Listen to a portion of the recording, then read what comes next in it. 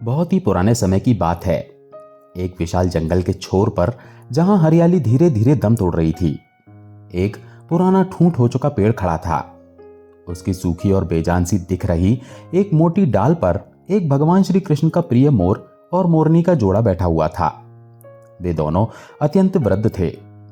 वे दोनों आपस में बड़े ही प्रेम से बातें कर रहे थे। संवाद करते हुए मोरनी ने अपने पति उस बूढ़े मोर से कहा, हे प्रीतम, आज का मौसम देखिए तो कितना सुहाना है। ठंडी ठंडी हवा चल रही है, आकाश निर्मल है और सूरज की हल्की गर्मी तन मन को स्फूर्ति दे रही है। आज के दिन आप हमें कोई ऐसी कहानी सुना दीजिए जिससे हमें ज्ञान की कुछ अनमोल बातें सीखने को मिले। अपनी पत्नी की इस मधुर वाणी और इच्छा को सुनकर बूढ़े मोर के चेहरे पर एक सौम्य मुस्कान तैर गई। उसने अपनी पत्नी की ओर प्रेम से देखा और कहा, हे प्रिय, तुम्हारी इच्छा मेरे लिए आदेश के समान है। प्रिय, ये कहानी बहुत ही अनमोल है, क्योंकि भगवान श्री कृष्ण ने स्वयं मुझे ये कहानी सुनाई थी। ये कहानी एक पिता और उनकी संतानों की होगी, जहां तुमको कुटिलता, सच्चा प्यार, निस्वार्थ अपनापन और घोर षड्यंत्र इस कहानी में साफ साफ नजर आएगा। कहानी इतनी रोचक है कि तुम इसमें इस तरह खो जाओगी कि तुम्हें समय का पता ही नहीं चलेगा और इसमें तुम्हें ज्ञान का एक विशाल भंडार मिलेगा। मोर की बात को सुनने के बाद मोरनी की आंखों में उत्सुकता की चमक और भी बढ़ गई। वो चहककर कहती है, हे स्वामी, अगर वास्तव में ये कहानी ऐसी ही है जैसी आप बता रहे हैं, तो आप कृपया अब और विलंब ना करते हुए कहानी को सुनाइए। मैं तो भगवान श्री कृष्ण की कहानी सुनकर धन्य ही हो जाऊंगी। अब वो बूढ़ा मोर कहानी को सुनाना आरंभ करता है और कहता है, हे प्रिय, ये बात बहुत पुराने समय की है। प्रतापगढ़ नाम का एक समृद्ध राज्य हुआ करता था। उस राज्य के राजा का एक ही बेटा था, जिसका नाम था सिद्धार्थ। राजकुमार सिद्धार्थ अत्यंत दयालु, बुद्धिमान और प्रजावत्सल थे। उनका एक नियम था जिसे वे कभी नहीं तोड़ते थे। वे प्रतिदिन अपने साथ एक भरोसेमंद सेवक को लेकर अपना भेष बदल लेते थे और रात के अंधेरे में पूरे नगर में घूमा करते थे। वे ऐसा इसलिए करते थे ताकि वे अपनी प्रजा के सुख दुख को सीधे तौर पर समझ सकें और नगर में घटने वाली समस्त छोटी बड़ी घटनाओं को देखकर उन पर मनन कर सकें। राजकुमार सिद्धार्थ के पिता अब बहुत वृद्ध हो चुके थे और उनका स्वास्थ्य भी अब ठीक नहीं रहता था। वृद्धावस्था और बीमारी के कारण एक दिन उनकी मृत्यु हो जाती है। पिता की मृत्यु के पश्चात पूरे राजकीय सम्मान के साथ राजकुमार सिद्धार्थ को ही वहां का राजा बनाया जाता है। राजा बनने के बाद भी राजकुमार ने अपनी प्रजा का हाल जानने के लिए नगर में घूमने की अपनी आदत को बंद नहीं किया। हाँ, इतना जरूर था कि पहले उनके साथ एक सेवक रहता था। अब वे अपने साथ एक विश्वस्त और बुद्धिमान मंत्री को रखते थे। एक दिन की बात है, राजा सिद्धार्थ और उनके मंत्री भेष बदलकर रात के शांत पहर में नगर में घूम रहे थे। जब वे नगर के किनारे बसी एक साधारण सी गली से होकर गुजर रहे थे, तो उन्हें एक घर के अंदर से कुछ स्त्रियों की बात करने की धीमी धीमी आवाज आती हुई सुनाई दी। रात का समय था और गली में सन्नाटा पसरा हुआ था। तो राजा और मंत्री उस घर के दरवाजे से सटकर खड़े हो जाते हैं और अंदर की बातें सुनने का प्रयास करते हैं।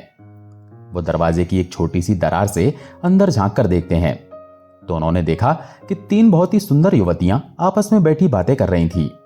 उनकी बातों से ऐसा लग रहा था मानो वे तीनों आपस में सगी बहनें हैं। वे तीनों ही बैठकर अपनी अपनी पसंद और अपने भविष्य के सपनों के बारे में बातचीत कर रही थी। बड़ी बहन कहती है, बहनों, मुझे तो स्वादिष्ट और तरह तरह के भोजन खाने का बड़ा शौक है। मैं तो अपना विवाह किसी राजा के मुख्य रसोइये से ही करूंगी, जो दिन रात मेरे लिए नए नए और स्वादिष्ट पकवान बनाता रहे। मेरा पति मेरे लिए भोजन बनाए और मैं रानी की तरह बैठकर उस भोजन का आनंद लूं। इससे बड़ा सुख और क्या हो सकता है। तब मझली वाली बहन कहती है, हे बहन, तुम्हारा शौक भी अजीब है। मैं तो अपना विवाह किसी राजा के बड़े अधिकारी से करना चाहती हूँ। अगर मेरा विवाह राजा के मंत्री से हो जाए या फिर सेनापति से हो जाए या कोतवाल से ही क्यों ना हो जाए, तो मैं अपने आप को बहुत धन्य समझूंगी, क्योंकि राजा का सेनापति उस राजा की पूरी सेना को संभालता है, मंत्री पूरे राज्य के कामकाज को देखता है और कोतवाल नगर की सुरक्षा का ध्यान रखता है। ऐसे शक्तिशाली व्यक्ति की पत्नी बनने में ही असली शान है। तभी छोटी बहन, जो अब तक उनकी बातें सुनकर चुपचाप बैठी थी, उसको देखकर उन दोनों बहनों ने अपनी छोटी बहन से पूछा, अरे बहन, तुम ऐसे चुपचाप कैसे बैठी हो? तुम भी तो अपनी पसंद के बारे में कुछ बताओ। तुम किससे विवाह करना चाहती हो?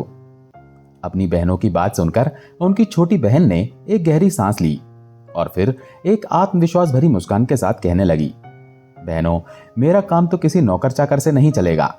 मैं तो अपना विवाह सीधे राजा से करूंगी ताकि तुम दोनों के पतियों पर मैं हुक्म चला सकूं। और मैं इतना ही नहीं चाहती हूं, मेरा सपना तो इससे भी बड़ा है। मैं चाहती हूं कि राजा से मुझे एक ऐसा बेटा पैदा हो जो जब हंसे तो उसके मुंह से फूल झड़ें, जब रोए तो उसकी आंखों से मोती गिरें, जिसके एक ओर के केश सोने के समान सुनहरे हों तो दूसरी ओर के चांदी के समान चमकीले हों। बस ऐसा ही मेरा सपना है। छोटी बहन की यह अद्भुत और अविश्वसनीय बात सुनकर वे दोनों बहनें ठहाका मारकर हंसने लगी और उसका मजाक उड़ाते हुए कहने लगी, बहन, तू तो हमेशा पागलों की तरह ही बातें करती है। भला ऐसा भी कहीं होता है क्या? तू सपनों की दुनिया से बाहर आ जा। तीनों बहनों की यह सारी बातचीत राजा और मंत्री दरवाजे पर खड़े होकर सुन रहे थे। तीनों की बातें सुनकर राजा को बड़ा आश्चर्य होता है। राजा ने मंत्री से धीमे स्वर में कहा, मंत्री जी, इस घर को अच्छी तरह से पहचान लो और कल सुबह ही इन तीनों बहनों को सम्मान सहित दरबार में बुलवा लो। मुझे इनसे कुछ पूछना है। अब राजा के आदेश का पालन हुआ। अगले दिन सुबह होते ही मंत्री ने उन तीनों बहनों को राजा के दरबार में बुला लिया। राजा ने जब उन तीनों को देखा तो पाया कि उन तीनों में से जो सबसे छोटी बहन थी, जो कह रही थी कि मैं राजा से ब्याह करूंगी, वो सचमुच ही बहुत सुंदर और रूपवती थी। राजा उसकी सुंदरता पर मुग्ध हो जाता है। उसके बाद राजा ने उन तीनों से पूछा, कल रात आप अपने घर में क्या बातें कर रही थी? सच सच बताना, क्योंकि तुम तीनों की बातचीत कल मैंने अपने कानों से सुनी थी। अगर तुमने झूठ बोलने की कोशिश की तो तुम्हें राजकीय दंड दिया जाएगा। अब वे बातें तो उन स्त्रियों के बीच की निजी बातें थी, उन्हें भला वे राजा के सामने कैसे जाहिर करती? राजा ने जब उस रात की बातों के बारे में पूछा तो वे तीनों शर्म से लाल हो गईं। लज्जा के कारण उनकी जुबान बंद हो गई। राजा के बार बार पूछने पर उन्होंने कहा, महाराज, हमें कुछ याद नहीं है कि हमने क्या कहा था। राजा ने कहा, आप शर्म छोड़कर हमें फिर से वही बातें बताइए। हम तुम्हारी इच्छाओं को पूरा करने का प्रयास करेंगे। इस प्रकार मजबूर होकर के उन तीनों ने रात में हुई सारी बातचीत राजा के सामने कह सुनाई। तीनों की बातें सुनकर राजा बहुत प्रसन्न हुआ। उसने तुरंत अपने मुख्य रसोइये को दरबार में बुलाया और उन तीनों में से जो बड़ी बहन थी उसका हाथ उस रसोइये के हाथ में दे दिया और रसोइये से कहा, आज से ये तुम्हारी पत्नी है और आज से तुम्हारा ये धर्म है कि तुम इसे प्रतिदिन स्वादिष्ट भोजन बनाकर खिलाओगे। उसके बाद राजा ने अपना एक मंत्री बुलाया और मझली बहन का हाथ उसके हाथ में दे दिया और कहा, आज से तुम्हारी पत्नी है, जाओ इसके साथ खुशहाल जीवन जियो। और अंत में सबसे छोटी बहन से राजा ने कहा, तुम्हारी ये इच्छा थी कि तुम्हारा विवाह किसी राजा से हो, सो मैं यहाँ का राजा हूं, तो मैं तुम्हें अपनी पत्नी के रूप में स्वीकार करता हूं। यह सुनकर छोटी बहन की खुशी का ठिकाना न रहा। राजा ने आदेश दिया, इसी समय मेरे विवाह की तैयारी शुरू की जाए। राजा तो उठकर चला गया। उसके बाद राजा के जितने भी कर्मचारी थे वे सब शादी की तैयारी में जुट जाते हैं। उधर उन तीनों बहनों के विवाह की तैयारी होने लगी। छोटी बहन का विवाह बड़ी धूमधाम के साथ वहां के राजा से हो गया। बड़ी वाली का विवाह रसोइये से हो गया और मंझली वाली का विवाह वहां के एक मंत्री से हो जाता है। तीनों बहनें अपने अपने पतियों के पास रहने लगी। छोटी बहन को रानी बनाकर राजा के महलों में पहुंचा दिया गया। ये देखकर उन दोनों बड़ी बहनों को अपनी छोटी वाली बहन के भाग्य से जलन होने लगी। वे दोनों जब भी इकट्ठी होती तो आपस में बातें करती थी कि छोटी वाली तो सचमुच रानी बन गई और हम अपनी इच्छा का वर पाकर भी उसकी नौकरानी बनकर रह गईं। हमारी छोटी बहन ऐसी कौन सी हूर की परी है जो उसको राजा ने अपनी रानी बना लिया। मझली वाली कहने लगी, बहन, बुरा तो मुझे भी बहुत लग रहा है। राजा ने उसमें ऐसा क्या देख लिया जो उससे शादी कर ली? कही हुई बातों का क्या है, आदमी तो हर तरह की बातें सोचता है और करता है। मेरी समझ से तो छोटी वाली नहीं बल्कि तुम रानी बनने के योग्य हो। मुझे भी ये देखकर आश्चर्य होता है कि राजा की अकल पर क्या पत्थर पड़ गए थे जो उसे पसंद कर लिया। उससे तो तुम 100 गुना अच्छी थी। इस प्रकार वे दोनों बहनें छोटी बहन को कोसने लगी और एक दूसरे की झूठी प्रशंसा करके अपने दिल को तसल्ली देने लगी। लेकिन कई बार उनकी जलन इतनी प्रबल हो जाती थी कि जब छोटी रानी अपनी बहनों से कोई काम करने को कहती थी तो उनके मन में विचार आता था, हम उसकी बड़ी बहन होकर भी उसके नौकर चाकर की पत्नी हैं और वो हमसे छोटी होकर भी हम पर हुक्म चलाती है। हम और हमारे पति उसके एक इशारे पर नाचने लगते हैं। इस तरह की बातें करके दोनों दिन रात अपनी छाती को जलाती रहती थीं। कई बार सोचती थी कि उसे खत्म ही कर दिया जाए या राजा की नजरों में उसे हमेशा के लिए गिरा दिया जाए, तभी हमारे मन को शांति मिलेगी। वे दिन रात इसी षड्यंत्र को रचने के उपाय में लगी रहती थी। छोटी बहन जो अब रानी बन चुकी थी, वो जब भी अपनी बहनों से मिलने जाती थी तो अपनी हैसियत का ख्याल नहीं करती थी, बल्कि वो अपनी बहनों से इस तरह मिलती थी कि उन्हें ऐसा न लगे कि वो उन्हें नीचा दिखा रही है। इसके साथ ही छोटी बहन अपनी दोनों बहनों से बहुत प्रेम करती थी। सभी लोग जानते थे कि वे दोनों नौकरों की पत्नियां हैं और उनकी बहन रानी है। कुछ महीनों के बाद छोटी बहन रानी का गर्भ ठहर जाता है। यह खबर पाकर राजा को बड़ी खुशी होती है। इधर छोटी वाली बहन से मिलने दोनों बहनें भी पहुंच जाती हैं और कहती हैं, बहन, हमें इस बात की बड़ी खुशी हुई है कि तुम मां बनने वाली हो। अब तो हम दोनों बहनें ही बच्चे के जन्म तक तुम्हारी देखभाल करेंगी।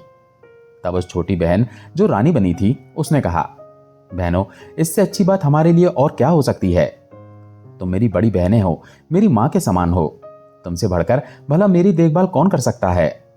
तुम अपने पतियों के द्वारा यह आवेदन राजा के सामने पेश कर दो। आशा है कि वे इसे स्वीकार कर लेंगे। उन दोनों ने अपने पतियों से कहकर अपने पतियों के द्वारा राजा को आवेदन दिया। राजा ने कहा, ठीक है, ये बात हम रानी से पूछकर ही आपको बताएंगे। राजा ने अपनी रानी से पूछा तो वो खुशी खुशी तैयार हो गई। अब तो राजा ने उन दोनों बहनों को रानी के पास रहने और उसकी देखरेख करने की अनुमति दे दी। वे दोनों बहनें रानी के पास महल के अंदर रहने लगीं। अब उन्हें अपनी दुष्टता का प्रदर्शन करने का पूरा मौका मिल चुका था। इधर जब रानी के बच्चे का जन्म होने का समय आता है तो उन्होंने षड्यंत्र के तहत सारी दास दासियों को वहां से किसी न किसी बहाने हटा दिया, क्योंकि यही एक ऐसा समय था जब वो अपना षड्यंत्र रचकर रानी को राजा की नजरों में गिराना चाहती थी। इधर रानी ने एक बहुत ही सुंदर पुत्र को जन्म दिया। पुत्र को देखकर उन दोनों बहनों की जलन और भी प्रबल हो गई। चुपचाप उन दोनों ने उस बच्चे को महल के बाहर ले जाकर एक कंबल में लपेटकर एक लकड़ी के संदूक में रखकर नदी में बहा दिया और वहां से एक मरा हुआ कुत्ते का पिल्ला उठाकर रानी के पास लाकर रख दिया। और महल के सभी दास दासियों को उन दोनों ने बताया कि रानी ने एक मरे हुए कुत्ते के बच्चे को जन्म दिया है। ये बात सुनकर सभी हैरान रह जाते हैं। इधर राजा को जब ये मालूम हुआ तो वो भी क्रोध से लाल पीला हो जाता है। राजा कहने लगा, ऐसी स्त्री का मैं क्या करूंगा जो कुत्ते के बच्चे को जन्म देने वाली है। मैं तो इस रानी को अभी मरवा दूंगा। राजा को ऐसा कहता देख मंत्री ने उसे समझा बुझाकर शांत किया। इधर वो संदूक नहर में बहता हुआ जाने लगा। नहर जो थी वो राजा के बगीचे से होकर जाती थी। बगीचे की रखवाली के लिए राजा ने जो माली नियुक्त किया हुआ था, उस माली का घर भी नहर के किनारे ही बना हुआ था। जब उसने नहर में बहते हुए एक लकड़ी के संदूक को देखा, तब उसने उस संदूक को बाहर निकाल लिया। जब उसने संदूक को खोलकर देखा, तब उसमें एक अत्यंत सुंदर तेजवान बालक लेटा हुआ था। बालक को देखकर माली बड़ा हैरान होता है कि इस नन्हे से बालक को नहर में भला किसने छोड़ दिया है। उस माली ने ज्यादा सोच विचार नहीं किया कि यह बच्चा नहर में किसने डाला है, क्यों डाला है। उसको भी कोई संतान नहीं थी, इसलिए वो उस बच्चे को उठाकर अपनी पत्नी के पास ले आया और बोला, भाग्यवान, आज हमें भगवान ने एक बच्चा दिया है। बच्चे को पाकर उसकी पत्नी भी बड़ी खुश हो जाती है। उस दिन के बाद बिना किसी से चर्चा किए माली और उसकी पत्नी उस बच्चे का पालन पोषण करने लगते हैं। धीरे धीरे एक वर्ष बीत जाता है। उधर दूसरे वर्ष रानी ने फिर एक और पुत्र को जन्म दिया। इस बार भी उसकी बहनों ने उसी तरह की दुष्टता करके बच्चे को बाहर ले जाकर नहर में फेंक दिया और रानी के पास एक मरी हुई बिल्ली का बच्चा लाकर रख दिया। जब राजा को इस बात का पता चला तो राजा का क्रोध 7वें आसमान पर चढ़ गया। अब पूरे राजमहल में फिर से मातम छा जाता है। राजा इस बार रानी को मार देना चाहता था। राजा को अत्यंत क्रोधित देखकर मंत्री ने फिर उसे समझाया और रानी को मारने से बचा लिया। अब धीरे धीरे राजा और राजमहल के लोगों की नजरों में रानी के लिए सम्मान कम होता जा रहा था। उधर फिर से वो संदूक नहर में बहता हुआ जा रहा था तो उस संदूक में कैद बच्चा फिर से उसी माली को मिल जाता है। उसने दूसरा बच्चा भी ले जाकर अपनी पत्नी को दे दिया। अब माली की पत्नी उसे अपने बच्चे की तरह पालने लगी। कुछ दिनों बाद रानी ने एक और बच्चे को जन्म दिया। इस बार रानी ने एक बेटी को जन्म दिया था, लेकिन उस रानी की दुष्ट बहनों ने उस बेटी को भी पहले की तरह उठाकर नहर में फेंक दिया। वो बेटी भी उसी माली के हाथ लगती है और वो अपनी बच्ची की तरह उसका भी पालन पोषण करने लगते हैं। इधर राजा अपना क्रोध इस बार नहीं रोक पाया। क्योंकि रानी की दुष्ट बहनों ने रानी के पास एक मरी हुई छुचुंदर को रख दिया था। राजा सोचने लगा कि इस रानी की वजह से तो हमारी पूरे नगर में बदनामी हो गई है। सब लोग यही कह रहे हैं कि रानी तो कुत्ते बिल्लियों को पैदा करती है। लगता है कोई कुल कलंकिनी राजा के घर में आ गई है। अब तो मैं इसे बिल्कुल नहीं छोड़ूंगा। इधर राजा की मंशा को भली भांति समझने के बाद उस मंत्री ने हाथ पर जोड़कर राजा से निवेदन करके रानी को मारने से बचा लिया। मंत्री ने कहा, महाराज, इसमें रानी का क्या दोष है? इसे जान से मारने के बाद भी आपके घर में बेटा बेटी नहीं हो जाएंगे। इसलिए उचित यही होगा कि अब रानी को मारने की बजाय रानी के पास जाना छोड़ दें। तब राजा ने कहा, मंत्री जी, अगर तुम कहते हो तो मैं रानी को जान से नहीं मारूंगा, लेकिन मैं इसको सजा जरूर दूंगा, और ऐसी सजा दूंगा जो मृत्युदंड से भी बढ़कर कष्टदायक होगी।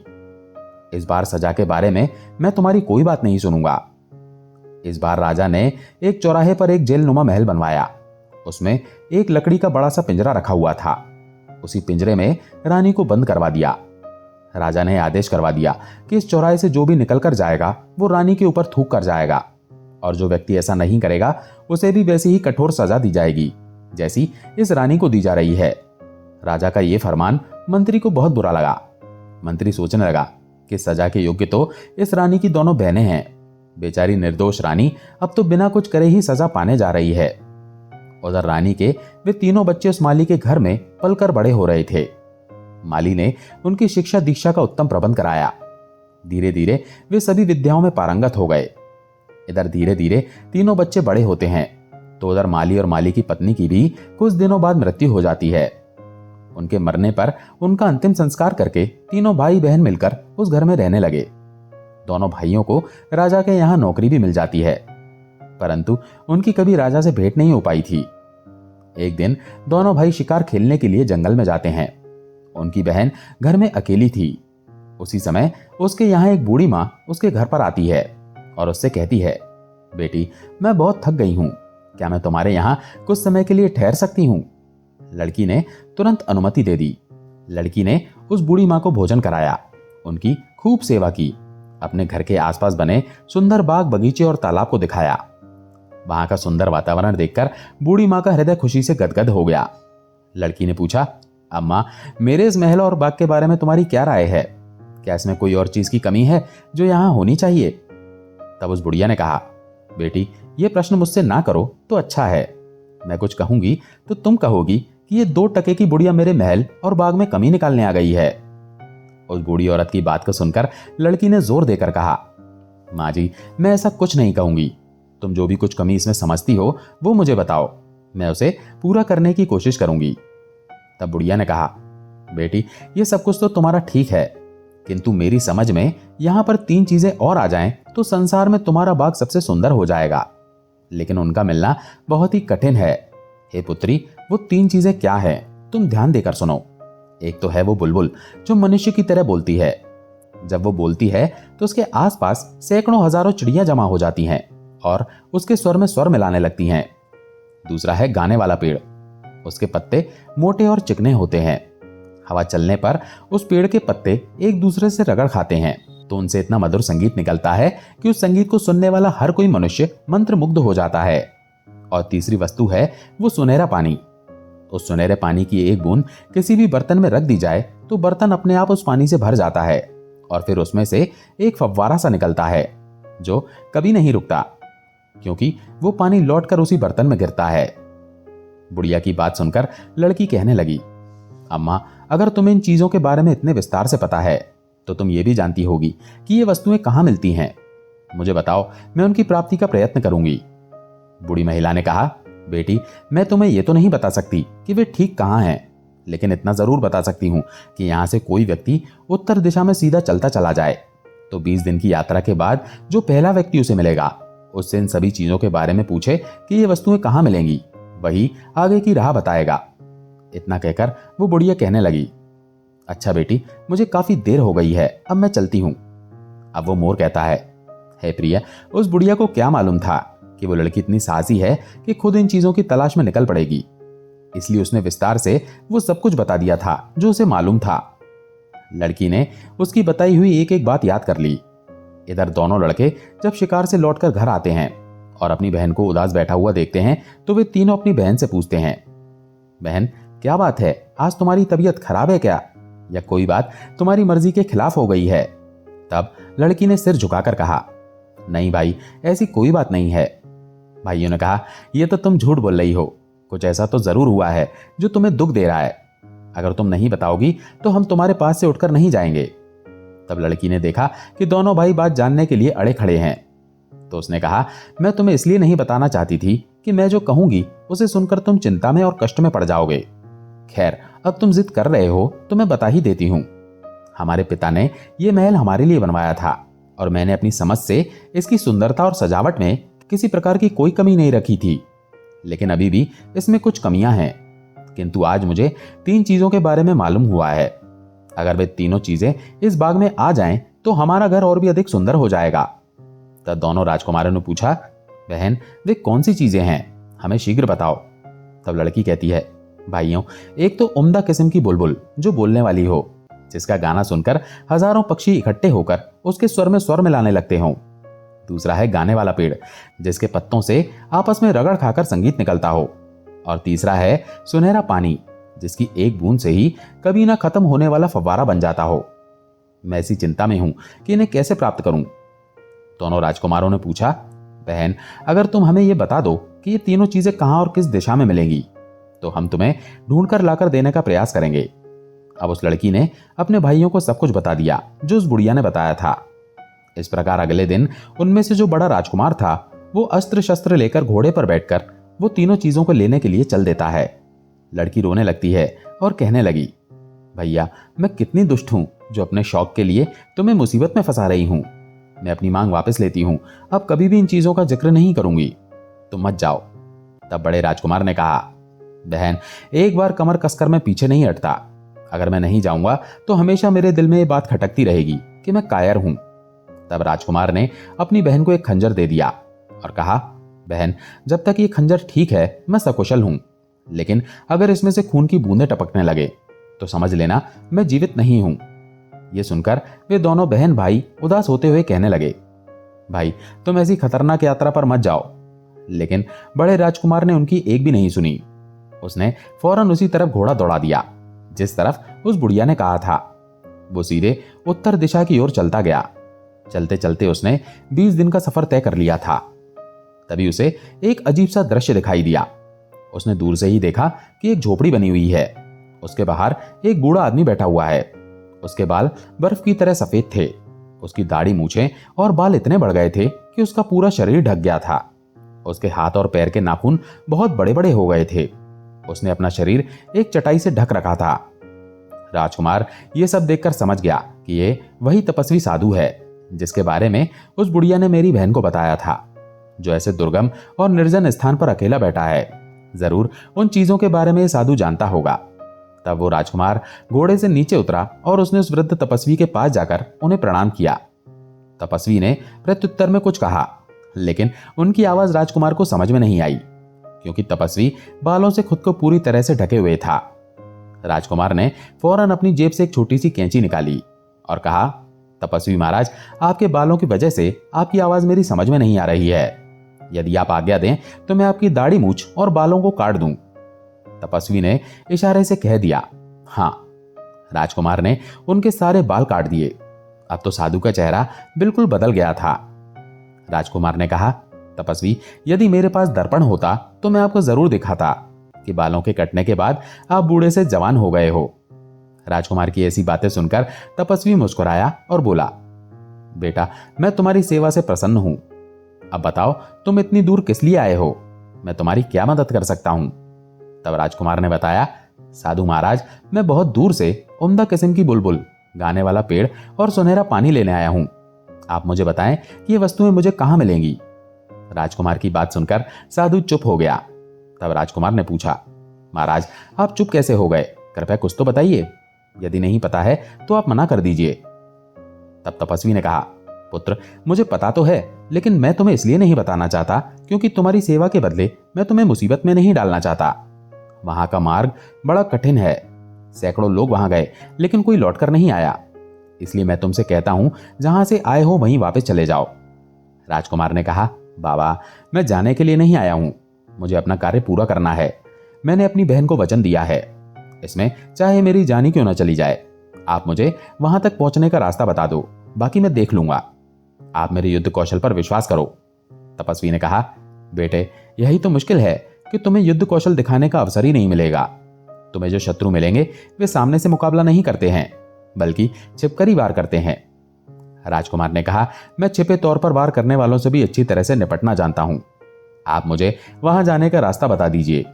उस तपस्वी ने उसे बहुत समझाया, लेकिन राजकुमार ने अपनी जिद नहीं छोड़ी।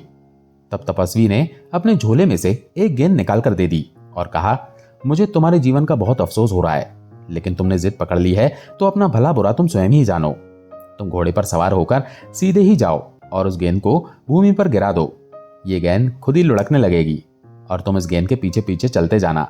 जब तक ये लुढ़क रही है तब तक तुम चलते रहना। ये गेंद एक पहाड़ के नीचे जाकर रुक जाएगी। वहीं एक पेड़ से तुम घोड़े को बांध देना और फिर आगे पहाड़ पर चढ़ने लगना। तुम्हारे दोनों ओर काले पत्थर दिखाई देंगे, तुम उन पर ध्यान मत देना। इस दौरान तुम्हें पीछे से कई आवाजें सुनाई देंगी। तुम्हें कुछ धमकियां तो कुछ गालियां भी सुनाई देंगी। तुम उन्हें अनसुना कर देना।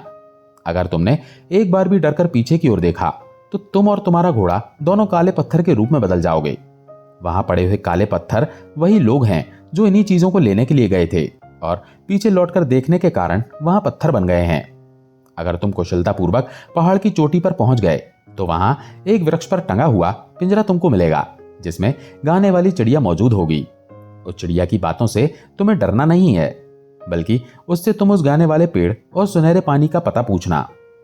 वो चिड़िया तुम्हें बताएगी कि जो चीजें तुम उससे पूछ रहे हो वो कहां मिलेंगी। इन सब चीजों को पाने के बाद तुम्हारी राह में कोई खतरा नहीं रहेगा।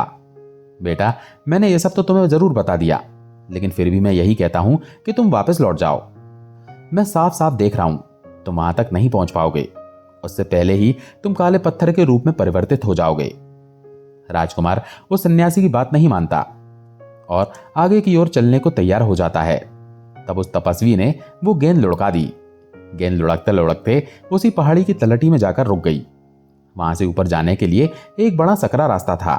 राजकुमार ने घोड़े को वहीं बांध दिया और पहाड़ पर चढ़ने लगा। कुछ दूर आगे जाने पर उसे बड़े बड़े काले पत्थर दिखाई दिए। उन पत्थरों के बीच वो राजकुमार अभी 5 कदम ही आगे बढ़ा होगा। तभी पीछे से कुछ आवाजें आनी शुरू हो जाती हैं। वे आवाजें उस राजकुमार को धमका रही थी। कोई आवाज कह रही थी, कौन है बेवकूफ जो आगे जा रहा है? तो वहीं दूसरी आवाज कह रही थी, पकड़ो इसे। कोई कहती थी, ये कितना बड़ा दुष्ट है, इसे पकड़कर मार डालो। कोई उस पर चीखती हुई आती थी तो कोई चिल्लाती हुई आती थी, तो कोई कहती थी, इसे घेर लो, जरूर ये उस चिड़िया को चुराने आया है। राजकुमार ने उन आवाजों की उपेक्षा की और तेजी से आगे बढ़ने लगा। लेकिन वो जितना आगे बढ़ रहा था, आवाजें उतनी ही तेज होती जा रही थी। उसके कानों के पर्दे फटने लगे, दिमाग शून्य होने लगा। तब उसे जो तपस्वी ने बताया था वो उसके दिमाग से निकल गया और एक बार वो मुड़कर पीछे देखने लगा। जैसे ही उसने पीछे देखा तो वो और उसका घोड़ा दोनों काले पत्थर के बन जाते हैं। इधर अपनी बहन को राजकुमार जो खंजर देकर गया था कि मेरी मृत्यु होने पर इस खंजर से खून टपकने लगेगा। अब तक राजकुमारी उस खंजर को रोजाना बयान से निकालकर देखती थी, कुछ नहीं होता था उसमें। लेकिन उधर जैसे ही राजकुमार काला पत्थर बना, वैसे ही उस खंजर से खून टपकने लगा। ये देखकर राजकुमारी जोर जोर से रोने लगी, सिर पटक पटक कर कहने लगी, हाय भैया, मेरी नादानी से तुम्हारी जान चली गई। ना जाने किस मनुष्य घड़ी में वो कम्बक बुढ़िया यहाँ आई थी। वो ना यहाँ आती और ना मैं इस झंझट में पड़ती।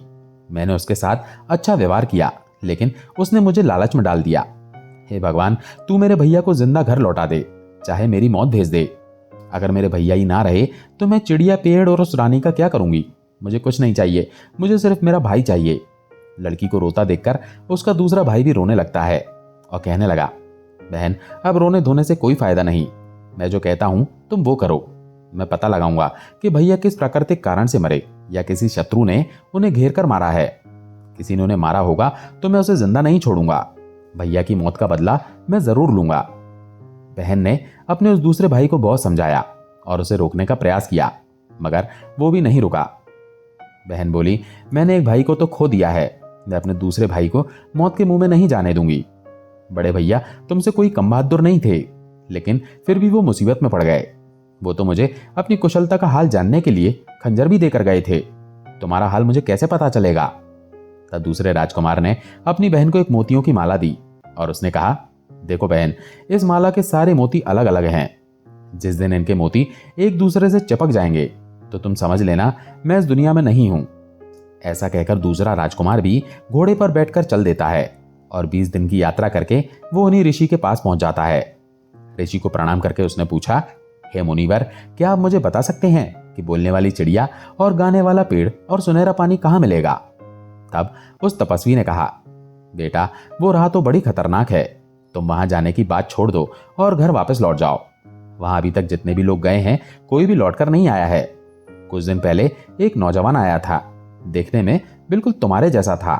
मैंने उसे भी बहुत समझाया, वो भी नहीं माना और वो भी अभी तक लौटकर नहीं आया है।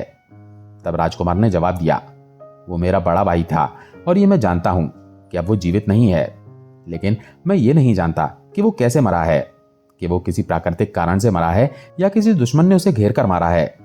तब वो सिद्ध तपस्वी कहता है, मैं तुम्हें बताता हूं, बहुत से आदमी मेरी चेतावनी के बावजूद भी उस रास्ते पर चले जाते हैं और काले पत्थर बन जाते हैं। तुम्हारे भाई के साथ भी यही हुआ है। तुम मेरी बात मानो और घर लौट जाओ, वरना तुम भी काले पत्थर बनकर रह जाओगे। लड़के ने कहा, तपस्वी जी, अब मैं बहुत ही आगे निकल आया हूं। पीछे लौटकर जाने के बारे में मैं सोच भी नहीं सकता। आप मुझे रास्ता बताइए। तब तपस्वी ने कहा, बेटा, अगर तुम जिद करते हो तो जाओ, इस गेंद के पीछे चले जाओ। ये गेंद तुम्हें मंजिल तक पहुंचा देगी। इतना कहकर तपस्वी ने वो गेंद लड़के को दे दी।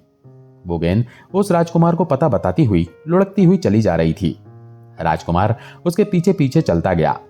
कुछ देर चलने के बाद वो गेंद एक पहाड़ के पास जाकर रुक गई।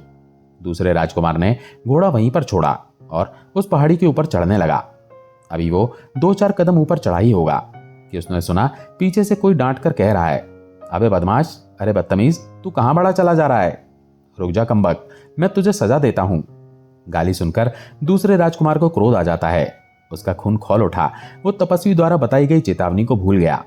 उसने म्यान से तलवार खींच ली और पलटकर देखा कि गाली देने वाले के टुकड़े टुकड़े कर डालूं, किंतु पीछे देखते ही वो काले पत्थर के रूप में बदल जाता है और उसका घोड़ा भी काले पत्थर का बन जाता है। उधर राजकुमारी ने जब उस माला को देखा जिसे राजकुमार देकर गया था, उसने देखा कि माला के सारे मोती एक दूसरे से चिपक गए हैं। ये देखकर लड़की जोर जोर से चीख पड़ी। वो समझ गई कि उसका दूसरा भाई भी अब इस दुनिया में नहीं है। भाई के गम में वो बुरी तरह से रोने लगी और रोते रोते बेहोश हो गई। जब उसे होश आता है तब उसने निश्चय किया कि मेरे ही कारण मेरे दोनों भाई मौत के मुंह में चले गए हैं। मैं भी अब जीकर क्या करूंगी? वो लड़की भी सारी विद्याओं में निपुण थी। शस्त्र चलाना, घुड़सवारी करना, तलवारबाजी, तीरंदाजी, सभी हुनर में वो पारंगत थी। अब तो लड़की घोड़े पर सवार होकर स्वयं अपने भाइयों की खोज में निकल पड़ी। 20 दिन चलने के बाद वो उसी साधु के पास पहुंच जाती है और तपस्वी को प्रणाम करके पूछने लगती है, हे तपस्वी महाराज, मुझे बोलने वाली चिड़िया, गाने वाला पेड़ और सुनहरा पानी चाहिए। बताओ ये कहाँ मिलेगा?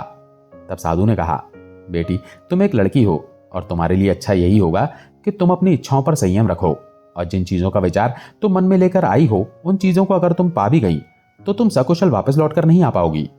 तुम एक काम करो, यहां से उसी राह पर चली जाओ जहां से तुम आई हो। वो राह बड़ी कठिन है। लड़की ने अपनी मंशा जाहिर की। तपस्वी जी, अब मैं वापस नहीं जा सकती। कृपया मुझे विस्तार से बताइए कि उस रास्ते में कौन से खतरे मिलेंगे, ताकि मैं उनसे निपटने का उपाय पहले से कर लूं। साधु ने उस लड़की को पूरी बात बता दी। साधु ने कहा, बेटी, खतरा सिर्फ तब तक है जब तक पहाड़ की चोटी पर न पहुंच जाओ। पहाड़ की चोटी पर पहुंचते ही तुम्हें वहां बोलने वाली चिड़िया मिल जाएगी और वही चिड़िया तुम्हें उस पेड़ और सुनहरे पानी के बारे में बताएगी। तुम्हें बस इतना ध्यान रखना है कि पहाड़ पर चढ़ते समय पीछे से सुनाई देने वाले कटु शब्द और गालियों को तुम्हें अनसुना करते हुए आगे बढ़ना है। वहां जो काले पत्थर मिलेंगे वो सब वही लोग हैं जिन्होंने उन गालियों को बर्दाश्त नहीं किया है। कुछ समय पहले 2 नौजवान भी आए थे, वो भी शायद उन्हीं पत्थरों के ढेर में पड़े होंगे। लड़की ने कहा, महाराज, वो मेरे भाई थे और मेरी ही गलती की वजह से वो यहां पर फंस गए हैं। लड़की ने कहा, इसका मतलब वो शब्द किसी का कुछ नहीं बिगाड़ सकते यदि उन्हें अनसुना करते हुए आगे बढ़ा जाए। तो लड़की ने चालाकी दिखाई। उसने अपने कान में रुई लगा ली। तपस्वी ने वही गेंद फिर से लुढ़का दी। लड़की उस गेंद के पीछे पीछे चलने लगी। गेंद जाकर पहाड़ों की तलहटी में रुक जाती है। लड़की ने घोड़ा वहीं छोड़ा और पहाड़ी के ऊपर चढ़ने लगी। तभी पीछे से बड़ी भयानक आवाजें आने लगती हैं, किंतु लड़की के कानों में रुई लगी थी। इस कारण से वो आवाज उसे सुनाई नहीं दे रही थी। लड़की लगातार आगे की ओर बढ़ती जा रही थी। आवाजें धीरे धीरे बहुत तेज होती चली गईं, लेकिन लड़की उन गालियों को बिना सुने आगे बढ़ती गई। आखिरकार वो उस पहाड़ की चोटी पर चढ़ी गई। वहां जाकर उसने देखा कि एक पिंजरे में एक सुंदर चिड़िया मधुर सुर में गा रही थी। लड़की को देखते ही वो चिड़िया एकदम से गरज कर कहने लगी, हे लड़की, खबरदार, मेरे पास मत आना। चिड़िया की डांट फटकार सुनकर राजकुमारी हंसने लगी और उसने दौड़कर उस चिड़िया का पिंजरा उठा लिया और कहने लगी, चिड़िया रानी, आज से मैं तुम्हारी मालकिन हूं। अब तुम हमेशा मेरे कब्जे में रहोगी। लड़की ने अब अपने कानों से रुई निकाल ली थी। चिड़िया बोली, तुम ठीक कह रही हो, अब मैं सदैव तुम्हारे पास रहूंगी।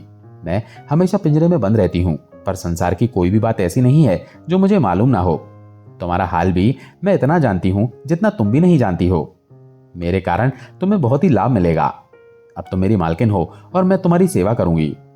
इस समय तुम मुझे बताओ कि मुझसे क्या चाहती हो। चिड़िया की बातें सुनकर लड़की बहुत प्रसन्न होती है। राजकुमारी ने कहा, मुझे अपने भाइयों के पत्थर बनने का बड़ा दुख है। खैर, ये बातें मैं तुमसे बाद में करूंगी। पहले मुझे ये बताओ कि मुझे गाने वाला पेड़ और सुनहरा पानी कहाँ मिलेगा। चिड़िया ने उसे वो रास्ता बता दिया। राजकुमारी चलकर उस स्थान पर जा पहुंची। वहां एक सुनहरे पानी का कुंड था। लड़की ने एक चांदी की सुराही में उस पानी को भर लिया। फिर उसने चिड़िया से गाने वाले पेड़ के बारे में पूछा तो चिड़िया ने कहा, तुम्हारे पीछे की ओर जो बड़ा सा जंगल है, इसी में वो गाने वाला पेड़ मिलेगा। वहां पहुंचकर तुम्हें खुद पता चल जाएगा कि वो पेड़ कौन सा है, क्योंकि उस पेड़ से संगीत निकलता होगा। राजकुमारी ने कहा, यह तो ठीक है, लेकिन मैं उस पेड़ को उखाड़ कर लाऊंगी कैसे। चिड़िया बोली, पेड़ नहीं उखाड़ना है, तुम सिर्फ उस पेड़ की एक टहनी तोड़ कर ले जाना। जब तुम अपनी वाटिका में उस टहनी को लगाओगी तो कुछ ही समय में वो टहनी पूरे वृक्ष के रूप में बदल जाएगी।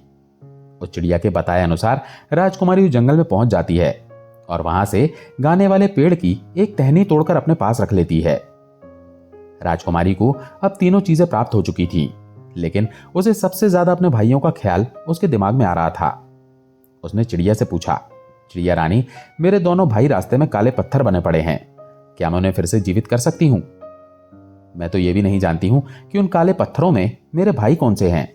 तब उस चिड़िया ने कहा, तुम इस सुराही में जो सुनहरा जल लेकर आई हो, उसकी एक एक बूंद उन शिलाखंडों पर डालती जाना।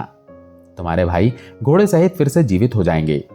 उस चिड़िया की बातें सुनकर राजकुमारी प्रसन्न हो गई और पिंजरा, सुनहरा पानी और टहनी लेकर पहाड़ से उतरने लगी।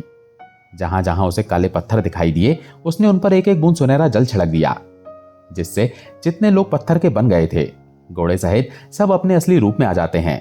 उन्हीं पत्थरों के बीच उनके दोनों भाई भी पड़े थे। भाइयों को जीवित देखकर राजकुमारी एकदम उनसे लिपटकर रोने लगी और कहने लगी, भाइयों, मुझे चिड़िया, सुनहरा पानी और बोलने वाला पेड़ मिल गया है। इन चीजों के मिलने से ही तुम फिर से जीवित हो पाए हो, और यहाँ पर जितने भी काले पत्थर थे, मैंने सबको जीवित कर दिया है। वे सब राजकुमार और जितने भी लोगों को राजकुमारी ने जीवित किया था, वे सभी राजकुमारी का धन्यवाद करने लगे कि तुमने हमें जीवन दान दिया है। हम आजीवन तुम्हारे आभारी रहेंगे और तुम्हारी आज्ञा का पालन करेंगे। राजकुमारी बोली, मैंने तुम लोगों पर कोई एहसान नहीं किया है। मैं अपने भाइयों को जिंदा करना चाहती थी। उसमें अगर तुम्हारा भी लाभ हो गया तो ये तो बड़ी ही खुशी की बात है। अब तुम लोग अपने अपने निवास स्थानों पर चले जाओ। इधर राजकुमारी और उसके दोनों भाई अपने अपने घोड़े पर सवार होते हैं। दोनों राजकुमारों ने एक एक चीज ले ली। एक ने सुनहरा पानी ले लिया तो दूसरे ने गाने वाला पेड़, और राजकुमारी ने चिड़िया का पिंजरा ले लिया। बाकी जितने भी लोगों को राजकुमारी ने जीवन दान दिया था, वे सब उनके पीछे पीछे चलने लगे। राजकुमारी और दोनों राजकुमार जब तपस्वी साधु की कुटिया पर उनका धन्यवाद करने के लिए आए तो साधु अपनी कुटिया से गायब हो चुके थे। वो तपस्वी इतने ही काम के लिए वहां मुद्दतों से बैठा हुआ था। उस तपस्वी साधु की सहायता से ही आज राजकुमारी को तीनों चीजें प्राप्त हुई थी। राजकुमारी अपने दोनों भाइयों के साथ अपने घर पर आ जाती है और उसके मकान के सामने जो उसके बगीचे का हिस्सा था, राजकुमारी ने उस भाग में उस बोलने वाली चिड़िया के पिंजरे को लटका दिया। चिड़िया ने जैसे ही बोलना शुरू किया, उसके आसपास हजारों पक्षी आकर जमा हो गए और वो चिड़िया के सुर में सुर मिलाने लगे। राजकुमारी ने थोड़ी दूर पर उस गाने वाले पेड़ की टहनी भी लगा दी। अब कुछ ही दिनों में वो विशाल पेड़ भी तैयार हो गया।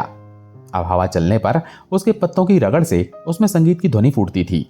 राजकुमारी ने संगमरमर के पत्थरों से बाग में एक कुंड बनवाया। उस कुंड में वो सुनहरा पानी डाल दिया। कुछ ही देर में पानी से कुंड भर गया और उसमें से एक पानी का फव्वारा उठकर खड़ा हो गया। कुछ ही समय में उस बगीचे की चर्चा पूरे शहर में होने लगी। सारे शहर के लोग तमाशा देखने के लिए राजकुमारी के बाग में आने लगे। धीरे धीरे पूरे शहर के लोग उन तीनों को जान गए और सब लोग राजकुमारी और उसके भाइयों से बहुत प्रेम करने लगे।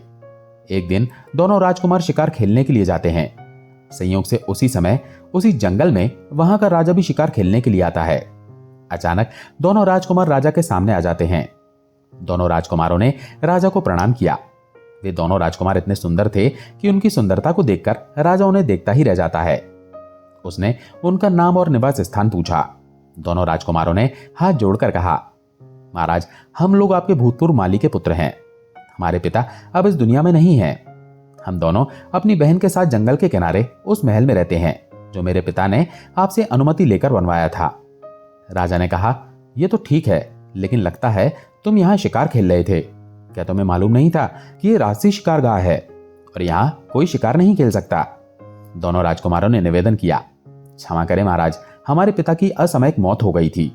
हमारा निर्देशक कोई नहीं है, इसलिए हम लोगों का ज्ञान अधूरा है और अन्य नौजवानों की तरह हमसे भी भूल हो जाती है। राजकुमारों की विनय भरी बातें सुनकर राजा मुस्कुराकर कहने लगते हैं, पुत्रों, क्या तुम्हें शिकार करना भी आता है या नहीं? दोनों ने जवाब दिया, हाँ महाराज, हमें शिकार खेलना अच्छी तरह से आता है। आप हमें अवसर देकर तो देखें। तब राजा ने कहा, ठीक है, हम तुम्हें अवसर देते हैं, तुम हमें शिकार खेलकर दिखाओ। दोनों राजकुमारों ने थोड़ी ही देर में एक शेर और एक रीछ का शिकार करके राजा के सामने लाकर रख दिया।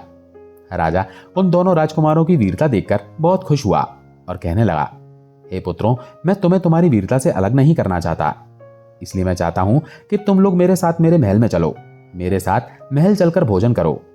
राजकुमारों ने कहा, महाराज, इस समय हम आपके साथ नहीं चल सकते, हम इस उद्दंडता के लिए क्षमा चाहते हैं। राजा ने आश्चर्य से पूछा, क्यों नहीं चल सकते? तो उन्होंने बताया कि हमारी एक बहन है, हम तीनों जो भी करते हैं तीनों की सलाह से करते हैं, हम अपनी बहन की सलाह लेकर ही आपके यहाँ आ सकते हैं। तब राजा ने कहा, मुझे इस बात की बड़ी खुशी है कि तुम भाई बहन एक दूसरे की सलाह से काम करते हो। राजा ने कहा, ठीक है, आज तुम अपने घर जाओ और अपनी बहन से पूछकर कल तुम इसी जगह पर हमें आकर मिलना। इस प्रकार दोनों राजकुमार राजा से आज्ञा लेकर अपने घर चले जाते हैं, लेकिन वो उस घटना के बारे में बातचीत करना अपनी बहन से भूल गए कि उन्हें इस राज्य का राजा मिला था और उसने उन्हें भोजन के लिए बुलाया है। अगले दिन जब वे फिर उसी जंगल में शिकार खेलने गए तो राजा ने फिर पूछा, तुमने अपनी बहन से सलाह ली या नहीं?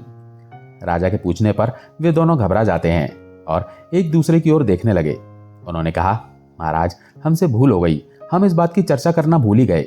राजा ने कहा, कोई बात नहीं है, आज नहीं तो कल पूछ लेना।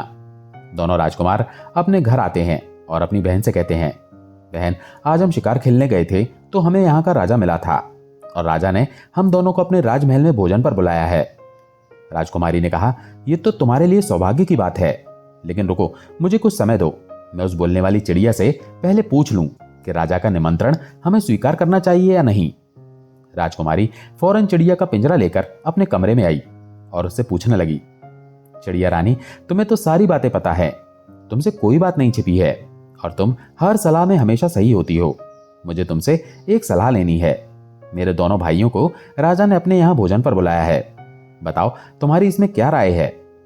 चिड़िया ने कहा, मालकिन, तुम्हारे भाइयों को राजा की आज्ञा जरूर माननी चाहिए। राजा पूरे राज्य का मालिक होता है, उनका मेहमान बनने में इन दोनों को किसी प्रकार की कोई हानि नहीं होगी, वे शौक से जाएं। लेकिन दोनों राजकुमार राजा के लिए भी अपने घर भोजन का निमंत्रण देकर जरूर आएं।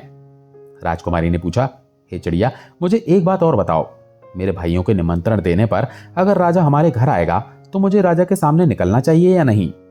चिड़िया ने कहा, इसमें कोई हर्ज नहीं है, राजा अपनी प्रजा के लिए पिता के समान होता है और पिता के सामने जाने में किसी भी तरह की झिझक नहीं होनी चाहिए। चिड़िया से पूछने के बाद राजकुमारी ने अपने दोनों भाइयों को राजा के निमंत्रण पर जाने का आदेश दे दिया। अब अगले दिन दोनों उसी जंगल में जाकर राजा से मिलते हैं और राजा से कहते हैं, महाराज, हमें आपका निमंत्रण स्वीकार है, लेकिन हम आपका निमंत्रण तभी स्वीकार करेंगे जब आप भी हमारा निमंत्रण स्वीकार करेंगे। राजा भी उनका निमंत्रण स्वीकार कर लेता है। इस प्रकार राजा उन दोनों राजकुमारों को अपने महल में बुला कर ले जाता है और उन दोनों की खूब अच्छे से खातिरदारी करता है। राजा ने उनकी इतनी अच्छी खातिरदारी की कि कई दरबारी और सरदारों को उन राजकुमारों से ईर्ष्या होने लगी। वो सभी सोचने लगे कि राजा इन अजनबियों के प्रति इतना दयावान क्यों है। राजा के सभी कर्मचारियों को इस बात पर बड़ा ही आश्चर्य हो रहा था। सब लोग ये सोचकर हैरान थे कि इन अपरिचित युवाओं का इतना सम्मान क्यों हो रहा है। दोनों राजकुमारों के रंग, रूप, आचार व्यवहार से सभी प्रभावित थे। उनमें आपस में बातें होती थी कि राजा ने जिस रानी को पिंजरे में कैद कर रखा है, अगर उसके पेट से बच्चा होता तो आज इतने ही बड़े बालकों के रूप में वो भी होते। अब वो मोर आगे अपनी पत्नी से कहता है, हे प्रिय, इधर जब राजा महल में आता है तो भोजन का समय हो जाता है। दास दासियों ने सोने के पात्रों में भोजन परोसा। राजा ने उन दोनों कुमारों को भोजन करने के लिए बैठने को कहा। दोनों राजकुमार बड़े ही संस्कारी थे। राजा ने उनकी कई तरह से परीक्षा लेकर देख लिया, लेकिन वो हर परीक्षा में खरे उतरे। राजा सोचने लगे, ऐसी कुशाग्र बुद्धि के वीर युवक अगर उसके पुत्र होते तो कितना अच्छा होता। उनके प्रति अब तो राजा का आकर्षण बढ़ता जा रहा था। उसके बाद जब संध्या होने को आई तब दोनों कुमारों ने राजा से अपने घर जाने की आज्ञा मांगी और राजा से कहा, महाराज, अब आप भी हम दोनों गरीबों की कुटिया में पधार कर हम पर कृपा करें। राजा ने उनका निमंत्रण स्वीकार कर लिया। इस प्रकार दोनों राजकुमार अपने घर चले जाते हैं और घर आकर उन्होंने अपनी बहन को बताया। राजा ने सबके समक्ष हमारा बड़ा सत्कार किया और यह भी वादा किया कि कल शिकार से लौटकर वो हमारे घर जरूर आएंगे। अब हमें राजा के योग्य उत्तम भोजन की व्यवस्था करनी होगी। राजकुमारी ने कहा, तुम चिंता मत करो, मैं बोलने वाली चिड़िया से सलाह लेकर सारा प्रबंध कर दूंगी। फिर वो चिड़िया का पिंजरा अपने कमरे में लेकर आती है और उसने चिड़िया को पूरा हाल बताया। तो चिड़िया ने कहा, मालकिन, ये तो बड़े सौभाग्य की बात है कि राजा साहब तुम्हारे घर आ रहे हैं। तुम उनके स्वागत सत्कार का जो भी प्रबंध कर सको वो उत्तम ही होना चाहिए, किंतु मेरे कहने से तुम एक विशेष भोजन बनवाओ। तुम खीर बनाना और उसके ऊपर मेवा की तरह जगह जगह मोतियों को बिछा देना। राजकुमारी बोली, ये कैसा व्यंजन हुआ? हंसों का तो सुना था कि मोती खाते हैं, पर राजा मोती खाएगा, ये समझ में नहीं आया। लेकिन फिर भी इतने मोती मिलेंगे कहां? तो चिड़िया ने कहा, उसकी चिंता तुम मत करो। तुम्हारे बगीचे की पूर्व दिशा में एक पेड़ खड़ा है, उसी पेड़ के पास तुम खुदाई करवाना तो वहां गड़े हुए तुम्हें ढेर सारे मोती मिल जाएंगे। चिड़िया के कहने के अनुसार दो नौकरों को ले जाकर राजकुमारी ने उस पेड़ के नीचे खुदवाया तो उस पेड़ की जड़ में एक सोने का संदूक निकला, जिसमें तरह तरह के आभूषण और सुंदर मोती भरे हुए थे। राजकुमारी ये देखकर बहुत खुश होती है। अब उसे चिड़िया पर संपूर्ण विश्वास हो गया था। इधर राजकुमारी ने मकान की ऐसी सफाई कराई कि मकान चमकने लगा। अब दोनों राजकुमार बढ़िया कपड़े पहनकर घोड़ों पर सवार होते हैं और शिकार के लिए जंगल में पहुंच जाते हैं। जंगल में कुछ देर तक उन्होंने राजा के साथ रहकर शिकार खेला, किंतु उस रोज गर्मी अधिक थी, धूप बहुत तेज पड़ रही थी। इसलिए उस दिन उन दोनों ने शिकार खेलना जल्दी खत्म कर दिया और अपने सैनिकों को वापस भेज दिया। राजा अपने दो सैनिकों के साथ उन दोनों राजकुमारों के घर आता है। उधर जब राजा उनके द्वार पर आया तो राजकुमारी ने हाथ जोड़कर राजा को प्रणाम किया। राजकुमारों ने बताया, ये हमारी बहन है।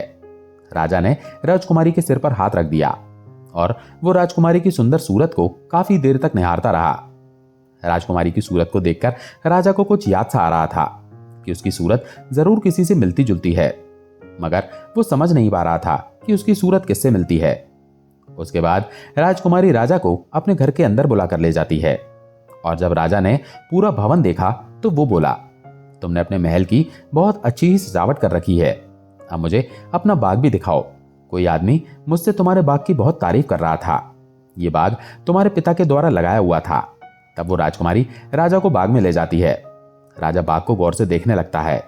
उस बाग में सब कुछ तो सुंदर था, लेकिन उस बाग के बीच में जो फव्वारा लगा था, राजा की नजर जब उस पर पड़ी तो उस फव्वारे का सुनहरा पानी काफी ऊंचाई तक उछल रहा था। राजा ने पास जाकर देखा तो हैरान रह गया। तब तक उसे एक पेड़ से बहुत सुंदर संगीत की ध्वनि सुनाई देने लगी। राजा कहने लगा, तुम सभी ने अपने बगीचे में गाने बजाने वालों का भी इंतजाम कर रखा है, क्योंकि बाग से बड़े ही सुंदर संगीत की ध्वनि सुनाई दे रही थी। तो राजकुमारी हंसकर कहने लगी, महाराज, यहाँ कोई गवैया नहीं है। हमारे बगीचे में एक पेड़ है, इसके पत्तों की रगड़ से संगीत निकलता है। राजा उसे देखकर हक्का बक्का रह जाता है। वास्तव में पेड़ से संगीत निकल रहा था। राजा ने कहा, यह तो बड़ी अजीब सी चीज है, इनके जैसी चीज की तो मैं कभी कल्पना भी नहीं कर सकता। तुमने ये कहां से पाई हैं? राजकुमारी ने कहा, महाराज, ये मत पूछो कि हमने कहां से पाई हैं, हम इन्हें मौत के मुंह से निकाल कर लाए हैं। राजकुमारी ने राजा से कहा, मेरे पास एक और अजीब चीज है, जिसे आप और देख लें। वो एक चिड़िया है जो आदमी की तरह बोलती है, और जब ये गाती है तो सारे पक्षी जमा हो जाते हैं और इसके सुर में सुर मिलाते हैं। राजा उस चिड़िया के पिंजरे के पास पहुंचा। वो चिड़िया को बड़े ही गौर से देखने लगा। चिड़िया ने भी अपनी छोटी छोटी चमकदार आंखों से राजा को ऐसे घूरा मानो वो उसके भीतर छिपे हर रहस्य को पढ़ रही हो। राजा को उसकी नजर में एक अजीब सी बुद्धिमत्ता और अधिकार का भाव महसूस हुआ।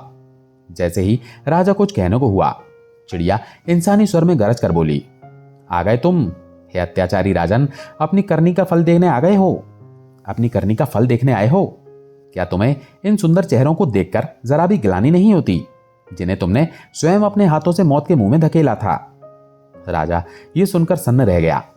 उसका चेहरा क्रोध और आश्चर्य से लाल हो गया। वो बोला, ये तुम क्या बकवास कर रही हो पक्षी? तुम्हारी जुबान तुम्हारी पंखों से ज्यादा लंबी है। मैंने किसी को मौत के मुंह में नहीं धकेला। चिड़िया व्यंग से हंसी। उसकी हंसी किसी ताने की तरह राजा के कानों में चुभ गई। वो बोली, ओह, तो तुम निर्दोष हो, तुमने कुछ नहीं किया। तुम्हारी ही रानी ने तो जानवरों को जन्म दिया था, है ना?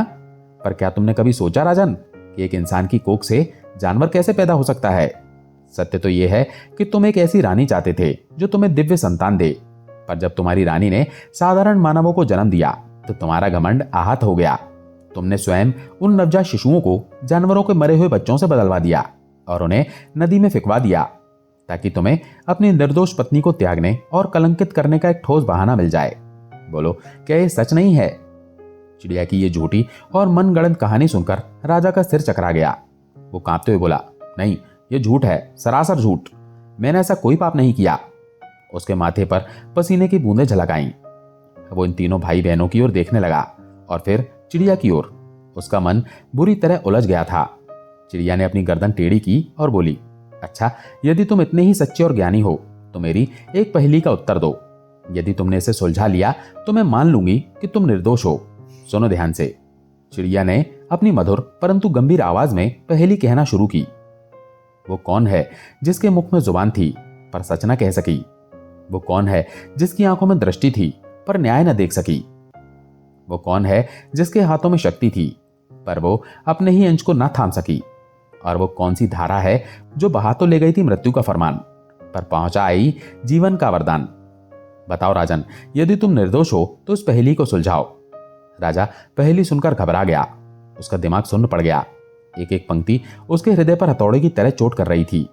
मुख में जुबान थी पर सच न कह सकी। क्या ये रानी थी? उसकी आंखों में दृष्टि थी पर न्याय न देख सका। ये कौन था? क्या वो स्वयं था? हाथों में शक्ति थी पर अंश न थाम सका। ये पंक्ति उसे अंदर तक भेद गई और वो नदी जिसने बच्चों को बहाया, राजा की आंखों के सामने अंधेरा छाने लगा। वो कुछ भी समझ नहीं पा रहा था। वो हताशा में अपना सिर पकड़कर बैठ गया। राजा को इस तरह व्याकुल और पराजित देखकर चिड़िया का स्वर बदल गया। अब उसकी आवाज में ना तो व्यंग था न क्रोध। उसकी आवाज में करुणा और सच्चाई का सागर उमड़ आया था। वो बोली, तुम नहीं सुलझा सके राजन, क्योंकि सत्य तुम्हारी आंखों के सामने होते हुए भी षड्यंत्र के घने पर्दे से ढका था। जो कहानी मैंने तुम्हें सुनाई वो झूठ थी पर तुम्हारे कर्मों का प्रतिबिंब थी। तुमने सच जानने का प्रयास ही नहीं किया। अब सुनो असली कहानी। पहले दिन से सुनो, उस घोर षड्यंत्र की कथा। और फिर उस चिड़िया ने राजा को सब कुछ विस्तार से बताना शुरू किया। हे राजन, जिस दिन तुम्हारी छोटी रानी ने पहले पुत्र को जन्म दिया, उस दिन तुम्हारी रानी की दोनों बड़ी बहनें ईर्ष्या की आग में जल उठी। उन्होंने उस चांद से सुंदर बालक को चुपके से उठाया, उसे एक संदूक में बंद करके नदी में बहा दिया और उसकी जगह एक मरा हुआ कुत्ते का पिल्ला रख दिया। उन्होंने ही पूरे महल में झूठी खबर फैलाई कि रानी ने एक जानवर को जन्म दिया है। एक वर्ष बाद जब रानी ने दूसरे पुत्र को जन्म दिया तो उन दुष्टाओं ने फिर वही किया। उन्होंने उस तेजस्वी बालक को भी नदी में फेंक दिया और उसकी जगह एक मरी हुई बिल्ली रख दी। तुमने उनकी बातों पर विश्वास कर लिया और तीसरी बार जब एक सुंदर कन्या ने जन्म लिया तो उन बहनों का कलेजा नहीं पसीजा। उन्होंने उस नन्ही सी जान को भी संदूक में बंद कर नदी के हवाले कर दिया और तुम्हारी रानी के पास एक मरी हुई छछूंदर रख दी। वे तुम्हारी शुभचिंतक नहीं, तुम्हारी सबसे बड़ी शत्रु थी राजन। वे तो भला हो तुम्हारे उस वफादार माली का जिसे कोई संतान नहीं थी। भगवान ने उसी को उन बच्चों का पालक बनाया। उसने एक एक करके तीनों बच्चों को नदी से निकाला और अपनी संतान की तरह पाला पोसा। उन्हें हर प्रकार की शिक्षा दी। चिड़िया एक पल रुकी और फिर बोली, और हे राजन, वो तीनों संतानें जिन्हें तुमने मरा हुआ और जानवरों का रूप समझा था, आज तुम्हारे ही सामने खड़ी हैं। ये दोनों राजकुमार तुम्हारे ही पुत्र हैं और ये राजकुमारी तुम्हारी अपनी पुत्री है। तुम्हारी निर्दोष रानी आज भी तुम्हारी क्रूरता की सजा एक पिंजरे में भुगत रही है। ये सुनते ही राजा की आंखों से पश्चाताप के आंसू बह निकले। उसने कांपते हुए अपने सामने खड़े तीनों बच्चों को देखा। अब उसे उनकी सूरत में अपनी और अपनी रानी की झलक साफ साफ दिखाई दे रही थी। सत्य एक बिजली की तरह उसके पूरे अस्तित्व पर कौंध गया था। राजा ने चिड़िया से कहा, हे देवी पक्षी, तुझे मैं किस तरह से धन्यवाद दूं? दुश्मनों की दुष्टता और रानी का निर्दोष होना मेरे सामने आज तुमने स्पष्ट कर दिया है। मेरे बच्चों को तूने पहचानवाया है। मैं बार बार सोचता था कि इन लड़कों के प्रति मेरे मन में इतना आकर्षण और ममता क्यों उपजती है। मैं उनकी बातों पर नाराज क्यों नहीं हो पा रहा हूं। इस प्रकार राजा ने अपने तीनों बच्चों को गले लगा लिया। चारों की आंखों में आंसुओं की धारा बहने लगी। आज अपने बच्चों से मिलकर राजा बड़ा खुश होता है। राजा को ऐसा लग रहा था जैसे उसकी आत्मा लौट आई हो। फिर उसके बाद सबने मिलकर भोजन का आनंद लिया। कुछ देर बातें करने के बाद राजा ने कहा, अब मैं महल को जाता हूं, कल फिर वापस आऊंगा। कल तुम लोगों को मेरे नहीं बल्कि अपनी माता के स्वागत के लिए तैयार रहना है। उसके बाद महल में रहने के लिए भी आपको चलना है। अब इतना कहकर राजा वहां से महल को चल देता है। महल में पहुंचकर राजा ने मंत्री को बुलवाया और उसने उसकी खूब प्रशंसा की कि तुम कितने बुद्धिमान मंत्री हो, तुम्हारे कारण ही रानी की जान बच सकी थी। फिर उसने रानी की बहनों की दुष्टता का वर्णन मंत्री के सामने किया। राजा ने मंत्री को सारी कहानी सुनाई और कहा, उन दोनों दुष्ट स्त्रियों को अभी बुलाकर उन्हें वही दंड दिया जाए जो मैंने अपनी निर्दोष रानी को दिया था। किसी भी प्रकार की वे दया की पात्र नहीं है। मंत्री ने राजा के आदेश अनुसार उन दुष्ट बहनों को बंदी बना लिया। लेकिन राजा ने कहा, मंत्री जी, उन्हें सजा देने से पहले मुझे अपना सबसे बड़ा पाप धोना है। मुझे अपनी रानी को उस नरक से निकाल कर लाना है जिसमें मैंने उसे अपने हाथों से ही धकेला है। राजा ने अपने तीनों बच्चों को अपने पास बुलाया। उनकी आंखों में देखकर बोला, पुत्रों पुत्री, आज तुम्हें मेरे साथ एक ऐसी जगह चलना है जहां तुम्हारी मां तुम्हारी प्रतीक्षा कर रही है, पर वो जिस अवस्था में है उसे देखकर अपना धीरज मत खोना। तीनों बच्चे अपने पिता के साथ चल दिए। उनके मन में अपनी मां से मिलने की उत्सुकता भी थी और एक अनजाना डर भी। वे उस चौराहे पर पहुंचे जहां लोगों की भीड़ के बीच वो लोहे का अपमानजनक पिंजरा खड़ा था। उस पिंजरे में एक स्त्री एक कोने में सिमटी हुई बैठी थी। उसके राशि वस्त्र अब चिथड़े बन चुके थे। सुंदर केश धूल और मिट्टी में सनकर जटाओं में बदल गए थे और उसका चांद सा मुखड़ा आंसू और दुख की लकीरों से स्याह पड़ गया था। उसकी आंखें खुली थी पर उसमें कोई भाव नहीं था। वे शून्य में ताक रही थी। वो एक जीती जागती लाश की तरह लग रही थी जिसे न दिन का पता था न रात का। ये दृश्य देखकर तीनों बच्चों की आंखों से आंसू बह निकले। राजकुमारी तो सिसक सिसक कर रो पड़ी। राजा का हृदय मानो किसी ने मुट्ठी में भींच लिया हो। वो कांपते कदमों से पिंजरे के पास पहुंचा। उसने अपने हाथों से पिंजरे का भारी जंग लगा ताला खोला। कर्कश आवाज के साथ दरवाजा खुला। राजा पिंजरे के अंदर गया और अपनी रानी के सामने घुटनों के बल गिर पड़ा। उसने रानी के धूल भरे पैरों को पकड़ लिया और एक बच्चे की तरह फूट फूट कर रोते हुए बोला, रानी, मुझे क्षमा कर दो, मैं तुम्हारा अपराधी हूं। मैं अंधा हो गया था। मैंने तुम्हारी नहीं उन झूठे शब्दों पर विश्वास किया। मैंने अपने ही हाथों से अपनी दुनिया उजाड़ दी। हे प्रिय, मेरी ओर देखो, मैं तुम्हारा सिद्धार्थ हूं। रानी ने धीरे से अपनी खाली नजरें उठाकर उसे देखा, पर उसकी नजरों में कोई पहचान नहीं थी। वर्षों के अपमान और अकेलेपन ने उसकी सुध-बुध छीन ली थी। वो राजा को देखकर ऐसे सहम गई जैसे कोई और व्यक्ति उसे प्रताड़ित करने आया हो। वो और भी सिकुड़कर कोने में दुबक गई। राजा की निराशा की सीमा ना रही। उसकी रानी उसे पहचान भी नहीं रही थी। तब उसने अपने बच्चों को इशारा किया। तीनों बच्चे धीरे धीरे पिंजरे के अंदर आए। राजा ने रानी का हाथ पकड़कर कहा, रानी देखो, इन्हें देखो, ये तुम्हारे बच्चे हैं। सबसे छोटी बेटी राजकुमारी अपनी माँ के पास बैठी और उसने धीरे से अपना हाथ अपनी माँ के गालों पर रखा। माँ, उसकी आवाज में इतना दर्द और प्रेम था कि रानी की पाषाणवाद जड़ता में एक हलचल हुई। बड़े राजकुमार ने, जिसके एक ओर के बाल सोने और दूसरे ओर के चांदी के थे, अपनी माँ का दूसरा हाथ थाम लिया। माँ, हम आ गए हैं। रानी की शून्य आंखों में धीरे धीरे जीवन की एक किरण लौटी। उसने कांपते हुए अपने बच्चों के चेहरों को देखा। उसने राजकुमारी के आंसू पोंछे। उसने अपने बेटों के सिर पर हाथ फेरा। उसे अपने वो पुराने दिन याद आने लगे, वो सपना जो उसने अपनी बहनों को सुनाया था। उसकी जुबान से वर्षों बाद लड़खड़ाते हुए शब्द निकले, बच्चे, मेरे बच्चे। राजा ने तुरंत कहा, हाँ रानी, ये हमारे बच्चे हैं। तुमने किसी जानवर को जन्म नहीं दिया था। तुमने इन फूलों, इन मोतियों को जन्म दिया था। ये देखो, तुम्हारा बेटा जिसके हंसने से फूल झड़ते हैं। और ये जिसके रोने से मोती टपकते हैं, और तुम्हारी ये चांद सी बेटी, ये सब सच है रानी, सब सच है। ये सुनते ही रानी की आंखों से आंसुओं का सैलाब उमड़ पड़ा। वर्षों का दबा हुआ दुख, अपमान और पीड़ा एक साथ बह निकला। वो अपने तीनों बच्चों से लिपट गई और उन्हें चूमने लगी। उसे ऐसा लगा जैसे किसी मृत पौधे को अमृत का सागर मिल गया हो। उसकी दुनिया में एक नया सवेरा हो गया। कुछ देर बाद उसका मन थोड़ा शांत हुआ तो उसने अपनी भरी हुई आंखों से राजा की ओर देखा। उसकी आवाज में अब एक ठहराव था। वो बोली, स्वामी, मैंने आपसे सदैव अपने प्राणों से अधिक प्रेम किया था, पर आपने मेरी बातों पर नहीं, मेरी आंखों की सच्चाई पर नहीं, बल्कि दूसरों के कहे षड्यंत्र पर विश्वास किया। प्रेम विश्वास की नींव पर खड़ा होता है, और आपने उस नींव को ही तोड़ दिया। फिर उसने कांपते हुए पूछा, पर यह सब किया किसने? कौन था जो हमारी खुशियों का दुश्मन बन गया? राजा ने सिर झुकाकर भारी मन से कहा, तुम्हारी अपनी बहनें, रानी, तुम्हारी बड़ी बहनें। यह सुनकर रानी को एक और गहरा झटका लगा। उसे विश्वास ही नहीं हुआ। वो दुख और आश्चर्य से टूट गई। जिस प्रेम और विश्वास के साथ वो उनसे मिलती थी, उसी प्रेम का उन्होंने इतना भयानक सिला दिया था। राजा ने उसे सहारा देकर उठाया और कहा, अब और दुख नहीं रानी, अब केवल खुशियां होंगी। चलो अपने महल चलो। तुम्हारा सिंहासन, तुम्हारा सम्मान और तुम्हारे बच्चे सब तुम्हारी प्रतीक्षा कर रहे हैं। रानी अपने बच्चों का हाथ थामे उस अपमान के पिंजरे से बाहर निकली। चौराहे पर खड़ी प्रजा जो कल तक उस पर थूकती थी, आज पश्चाताप और सम्मान में सिर झुकाए खड़ी थी। राजा ने मंत्री को आदेश दिया, मंत्री जी, उन दोनों दुष्ट स्त्रियों को कल राज दरबार में पेश किया जाए। न्याय सबके सामने होगा। अगले दिन राज दरबार खचाखच भरा हुआ था। हर दरबारी, हर सैनिक और नगर के प्रतिष्ठित नागरिक ये देखने आए थे कि उन षड्यंत्रकारी बहनों का क्या हश्र होता है। बीचों बीच जंजीर में जकड़ी हुई रानी की दोनों बहनें सिर झुकाए खड़ी थी। उनके चेहरे पर अब घमंड का कोई निशान नहीं था, केवल मृत्यु का भय और घोर पश्चाताप था। राजा सिद्धार्थ अपने सिंहासन पर बैठे थे। उनका चेहरा क्रोध से पत्थर की तरह कठोर था।